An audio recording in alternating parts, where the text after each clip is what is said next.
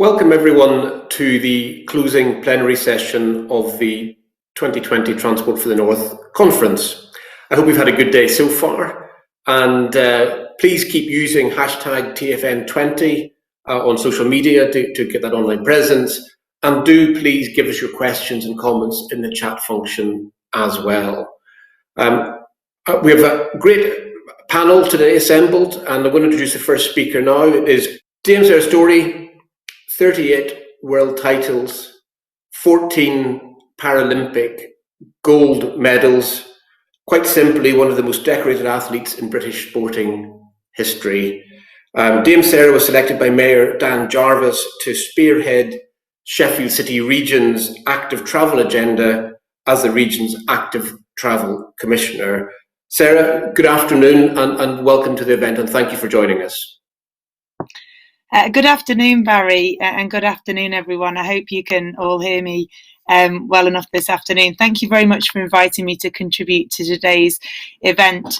People often ask me what's the relevance of having an elite athlete as a commissioner, because I think often people's minds are focused on lycra-clad cyclists rather than how we provide for the reality of everyday cycling for the masses. But for me, this isn't really just about cycling, and it isn't even about walking or running either. In fact, I'd go as far as saying it isn't really even about transport. It's about activity, or more importantly at the moment, the lack of it. This year we saw a brief rise in running, in walking and in cycling. However, it was very short-lived, and against a backdrop of an overall drop in physical activity for most people. And sadly for some people, the pandemic has meant that engaging in activity and life outside of their home has been completely changed, and this is combined to create further physical and mental ill health. The virus has thrived in dense urban populations where deprivation is high, where poverty is a daily battle, and where dangerous levels of pollution are a further cause of illness. These areas already had disproportionate ill health, all of which could at least be partially solved by an increase in physical activity, particularly if close to nature. In April this year, Chris Whitty reminded us there is no situation, there is no age and no condition where exercise is not a good thing. And I'm sure I'm not alone in being devastated. It's taken something as serious as a global pandemic for levels of inactivity within our population to be taken seriously. Unfortunately, though, there's still a very long road to go in getting people to associate their over-reliance on personal car journeys with the obesity crisis and other health problems that we face. But I am determined as ever that we'll get across this important message of building activity back into people's lives, and we'll use every tool we have available to us to be successful. In my region, the local delivery pilot in Doncaster is a shining light on getting communities more active. And it's very ably demonstrated how elite sport, in this case the cycling events of the Tour de Yorkshire and Yorkshire 2019, can get people out of their houses to watch, and how the simple provision of somewhere to sit and somewhere to go to the loo can be a key factor in enabling more people to engage with such an event. From their own report, they found that major sporting events play an important role in engaging our communities to become more socially active and potentially for people to become active and stay active. There's no doubt that Tour de Yorkshire has permanently changed the weekend travel mix on some of Yorkshire's best known roads, and it's enabled local economies to thrive and will be key to them thriving again as we recover from lockdown and travel restrictions. In fact, one of the key things in our active travel implementation plan in the Sheffield City region is to stop the emphasis on only providing for commuting journeys for cycling and walking. For me, the first time in living memory COVID-19 was when police decided that they could stop and were given a mandate to stop cars and turn people round who were making leisure trips in a vehicle to the Peak District. Vehicles use roads every day for every purpose of journey, so why not apply that to our active travel lanes as well? If you can drive to a place to look at the view, why not have provision for people to cycle or walk there instead? Travel choice should be available regardless of the journey purpose, and especially as active travel is a benefit to the health of others as well as our own. Despite the vocal minority, it is time for us to build and champion active neighbourhoods. It's really important that we think about the kind of place where we want our children and grandchildren to grow up, and we all reverse the predictions that the current generation will not live as long as their parents. So before I finish, I'd just like to share a few key facts about why physical activity is so important. Physical inactivity is currently responsible for the death of 1 in 6 UK people, and that's equal to smoking. And it's estimated to cost the UK around £7.4 billion annually, and nearly 1 billion of that is to the NHS alone. The UK population is currently around 20% less active than it was in the 1960s, and if our current trends continue, it will be 35% less active by 2030. The Tour de Yorkshire was watched by over 2.2 million people in 2019, and in 2014, when we held the Grand Depart for the Tour de France, 20% of those people who watched travelled there by bike. So without doubt, there is an appetite for more opportunity to walk and cycle and be more active.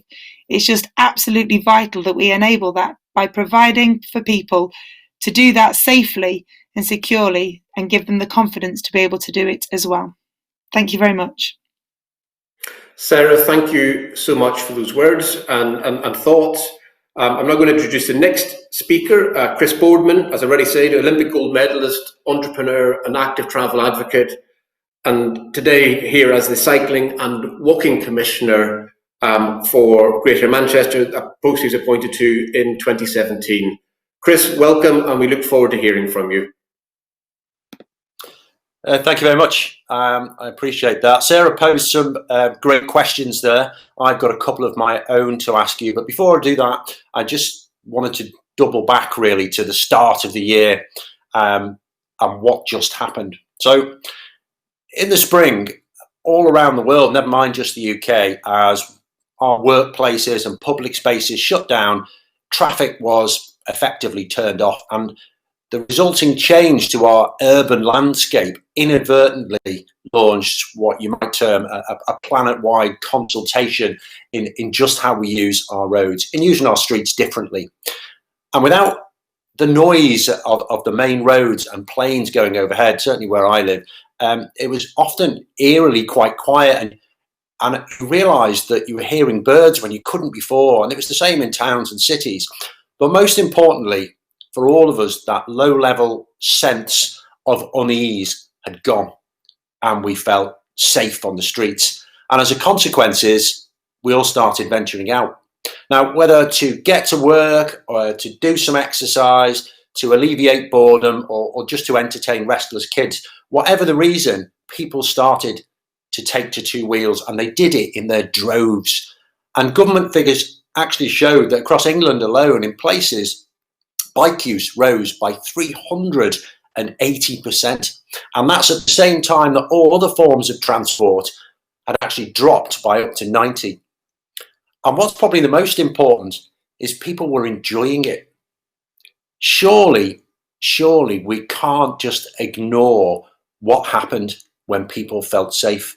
That trend wasn't just good for the mental and physical health of a lockdown down population. If people are enabled to keep doing what they've actually been enjoying doing for just a few months ago, we have effectively a cheap and fast solution to some of our biggest and most expensive problems: health, climate, local pollution, congestion. Switching to active travel locally ticks all of those boxes.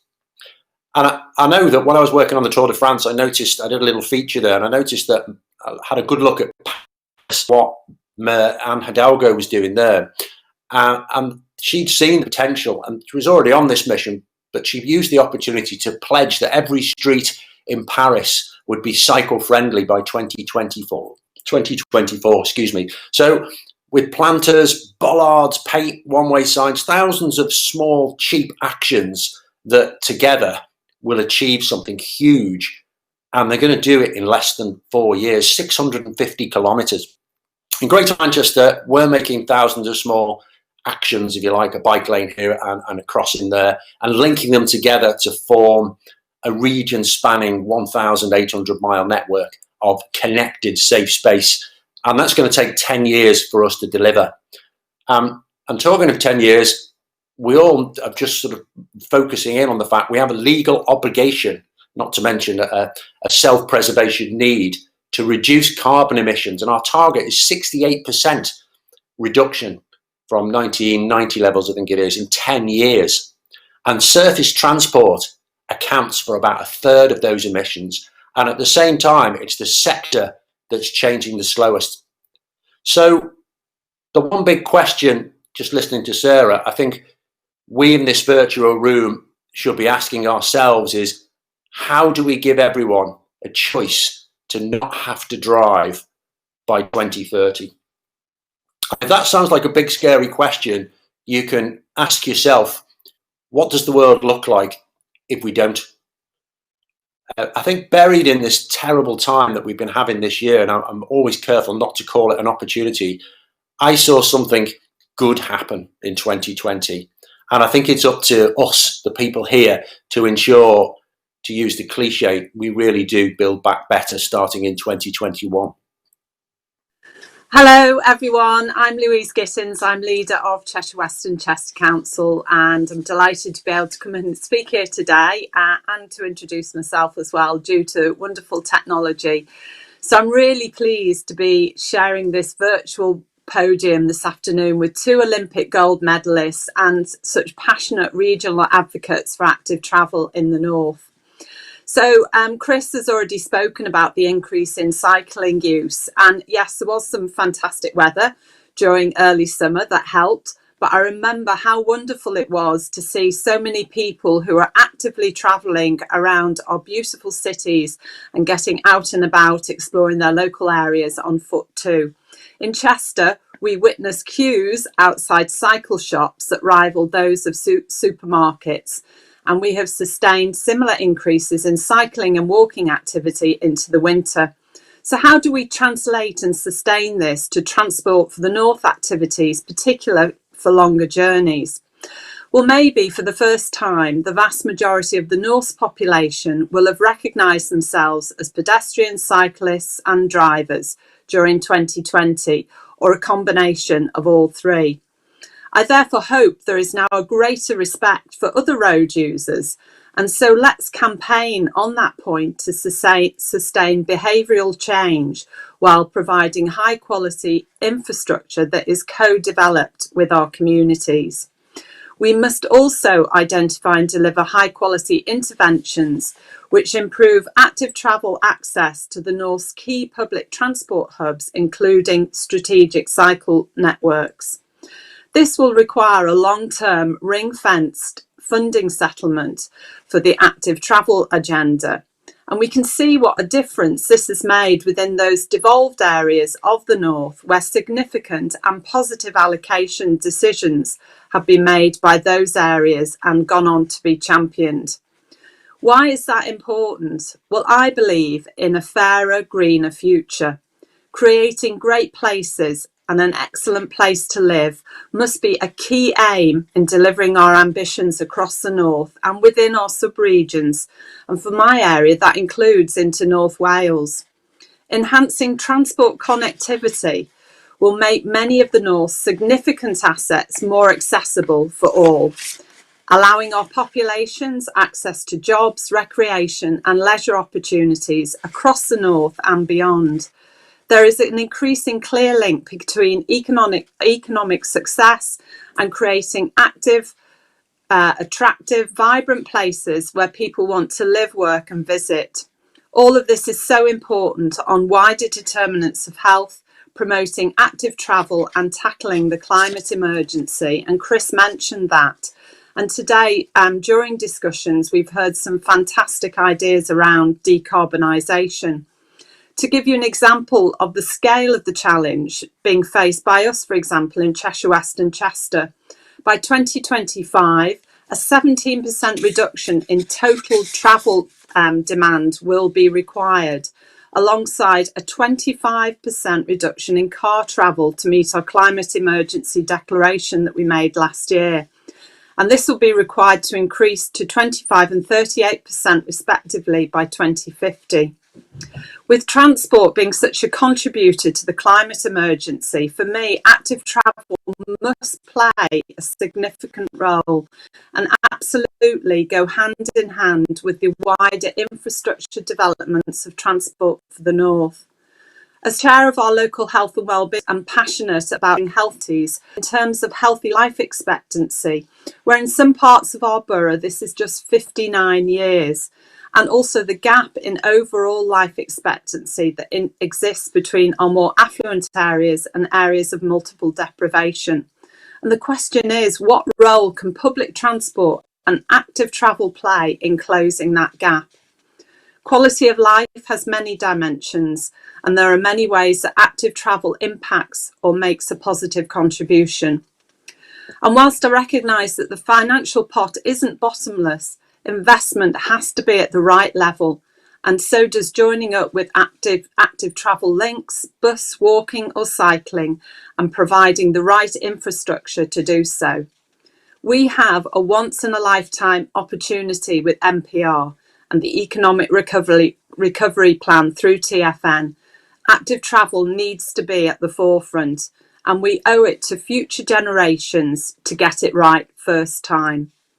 There should be no quick fixes or half measures, but a brave and ambitious and importantly, long-term, greener, fairer strategic plan. We need to glimpse into the future and dare to dream about what that future could be. Thank you, Louise, very much for that. Again, some really interesting thoughts. And I'm just going to open up with a question for all three of you, and it really speaks to the sort of boost in walking and cycling that we've seen, but yet at the same time the Centre for Cities have said that air pollution, even with economic activity at lower levels than it has been historically, but air pollution in 39 out of 49 major cities and towns has returned back to pre-COVID levels, which suggests lots of people are using their cars, and actually lots of people may well be entrenched more in car use. When we talk about enabling choice and persuading people, what practical steps do you think we can do to really say to people who are entrenched in that thought process of using cars, with public transport and active travel is the thing for you? So, Sarah, would you like to kick off on that? Well, I think there's still a concern around the use of public transport for some people, so the capacity there is still less. And what we don't want, or what we didn't want, was to see those journeys transferred into private car use. And unfortunately, it looks like that has happened in certain places. And it's very concerning to see that although the number of vehicles on the road hasn't reached pre-pandemic levels, air quality has still reduced as a result. And for some cities, and there's a couple of them in the region where I'm working, have gone above the levels of air quality from before the pandemic. And we have to build attractive facilities. We have to make it more likely that people will want to use the facilities that they've got instead of that safe space that they perceive within that metal box that they're using as their private car. And if routes aren't connected, if crossings don't feel safe as a pedestrian, if it doesn't go to the place that you want to go, or more importantly, in the sense for some active travel lanes, they go a long way out of the way in order to be able to feel safe. So they need to be direct as well. And we're not getting those things quite right. And we need to make sure that that vocal minority of people that are being given a platform to make complaints have sensible and calm counter arguments put to them. And if they don't have a suitable solution, that we still can roll out the important pop-up bike lanes and active travel lanes and work towards making them permanent solutions so that our streets have multiple modes of choice for transport, not just that private car. Thank you, Sarah. And Chris is picking up on that. I think the DFT did some survey work that said 2/3 of people are in favour of turning over some degree of road space to bicycle and cycling and active travel. Sarah's talking about that vocal minority. How do we get that groundswell of sort of popular support behind this? Well, that's a question that occupies most of my time at the moment, because we're about to be introducing 30 low traffic neighbourhoods as they've been come to know. We've always called them active neighbourhoods next year. Interestingly, one of the activists in our areas, one of the campaigners, has just gone and looked around Bolton and found that actually we've already got 800 point closures and some of the things that you need for a low traffic neighbourhood, but they don't call them that. It's just normal. So we've actually managed to package something up into something that you can shoot at if you want to keep driving. And we know that in Greater Manchester, there's 1.7 billion more miles being driven on residential roads than there were just 10 years ago. So that's a big thing to tackle. But I think primarily, because I know we're limited on time, you take this off in lots of directions. I think to connect with the public, you've got to talk in a language that the person you're speaking to is chosen. So don't tell me about pollution, to be honest. Don't tell me about things that I can't see or a long time in the future. Tell me how much money I'm going to save and have a holiday at the end of the year with my kids. Don't tell me you're going to ban all pavement parking. Be an uproar. But I'm interested if you say you're going to put a ticket on any car that doesn't leave enough room for a pram. So all of those things connect to my values, and that's really important. In the case of cycling infrastructure, we have to remember it's got nothing to do with cyclists. Cyclists are already doing it. It's for the people in the car. So you have to ask them, what would you need to get out of the car? And they tell you what they need. So I think that's really important, that the communication, you have to think about what is heard, not what you want to say. And just very briefly in closing, in terms of priorities into whether it be connectivity to North Wales, getting passengers back in public transport, from your area in Cheshire and Chester, what's the biggest priority for the year ahead in transport terms? Okay, so we've dabbled in some active travel lanes, so we want to continue rolling out different forms of active travel across the borough. But I think for us, it's looking at working with Transport for the North in terms of opening up those connections into North Wales. Chester is sort of a hub, and we want to have improvements at Chester Station. I think, though, something that I'm really keen about is that whole journey of getting from A to B. And I think we've talked about how we're going to encourage people to get out and to walk and cycle more. It has to be easy and it has to be seamless. So it has to be, you can walk out of your door, you can cycle to your nearest bus stop or to your train station in a safe way. And from there, you can get to your end destination. So I think all of those things we need to continue working with, but we've got a long way. I mean, Chris talked about how we engage with the public. That is really, really important, and it has to be values based. People have to understand the impact that it can on their lives, and we just need to roll out those discussions with our communities. But we need to do something. We've only, the time is running out really for all of us, and we need to do something quickly and get people out of their cars. Indeed. Louise, thank you very much, and thank you to the panel. Thank you, Louise. Thank you, Sarah. Thank you, Chris.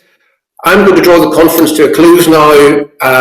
I think all the speakers and the chairs have done an excellent job today, so thank you all very much. An excellent discussion. Yes, there's been challenges raised, but also lots of opportunities. And 2020 has been a year that's been memorable for all the wrong reasons. But we enter 2021 with cautious optimism for a better year. In the north, the fundamentals remain decades of underinvestment. And as Sarah Longland said in the opening session, good transport is a critical building block to a good life. And I think that's a very strong message. The year ahead is pushing forward delivery in the short, medium and long term. And I think the three themes we see at Transport for the North is air quality, active travel, decarbonisation. Those are a group of things that sit together very much. Passengers returning to and swapping to public transport, getting that confidence back up, and investing to level up becoming a reality. And that, I think, will be the hallmark by which next year in the transport environment will be judged. Your support to our work remains vital in helping drive that agenda forward. Can I say thank you all very much for joining today and all your contributions in the chat function. please have a very safe and enjoyable Christmas. Thank you.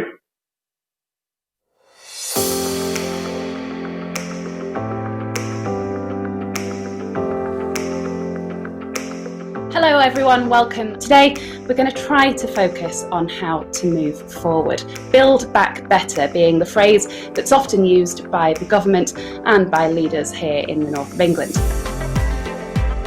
But I'm confident of one thing: Northerners post-pandemic will still travel, albeit in different ways. I think transport and investment in transport is a vital part of how we start to build back, how we start to recover from this pandemic. We strongly recommended to government that the whole of the Y network of HS2 was built. HS2 is a long-term investment which will bring our biggest cities closer together, boost productivity and provide a greener alternative to cars and planes for decades to come. We have to build back that confidence together in the new year. Let's make levelling up now really mean something to people on the ground. All of us have got an incredibly serious job to do to make sure that we restore that confidence and put public transport back where it needs to be.